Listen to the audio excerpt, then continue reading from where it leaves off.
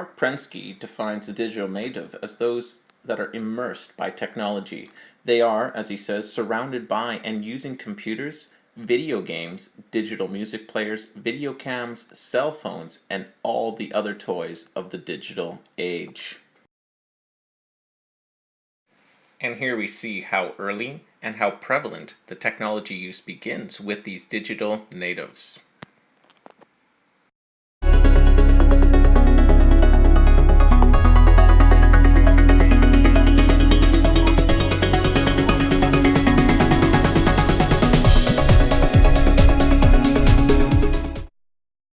With this prevalence of technology from a very early age, do they really need to be educated in matters of media and technology? There are two major thoughts out there.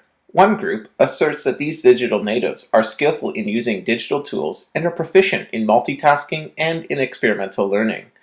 The other group contends that these digital natives are not necessarily knowledgeable about or skillful in digital technologies.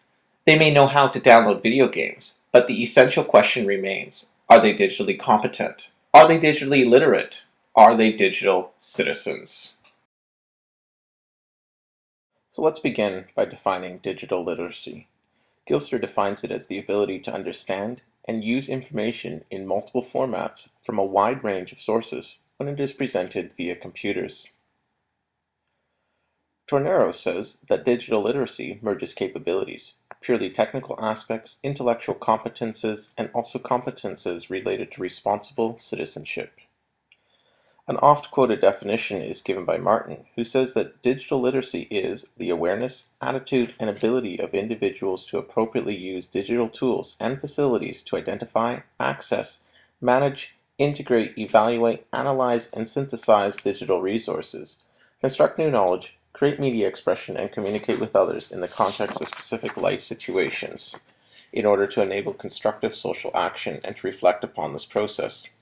One thing is clear: it is multidimensional. Medoro outlines the essential components. The three components are media literacy, information technology literacy, and information literacy. Firstly, the understanding of the characteristics of digital documents. This he defines as media literacy. Secondly, selecting the right applications for the task to be done and being able to use the different applications is known as information technology literacy. Thirdly, being able to solve problems regarding information research using methods and tools to access information and knowledge. This he defines as information literacy.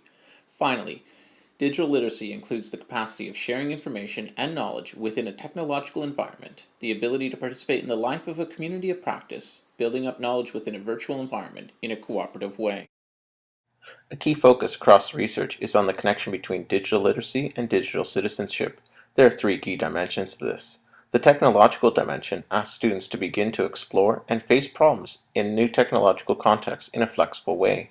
The cognitive dimension asks students to read, select, interpret, and evaluate data and information, taking into account their relevance and reliability.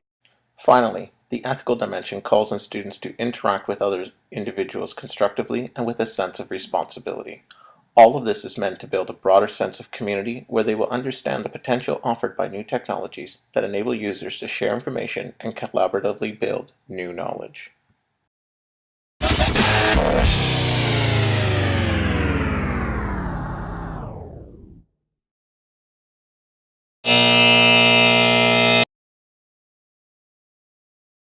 Looking at the literature, I found a few interesting things.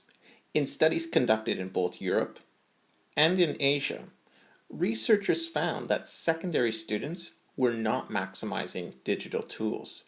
Students did use digital technologies, but were using them mostly for surfing the web, emailing, and using social media such as Twitter and Facebook.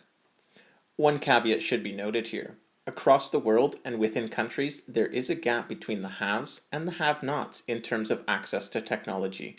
There exists a digital gap that we need to be aware of. Back to the studies. During the designated tasks, students showed great technical competency in regards to the technological domain. They did not do well in the cognitive domain in regards to critical thinking. Moreover, in regards to the ethical domain, they were unaware of the need for their own online privacy and the fact that their online discussions could impact other people.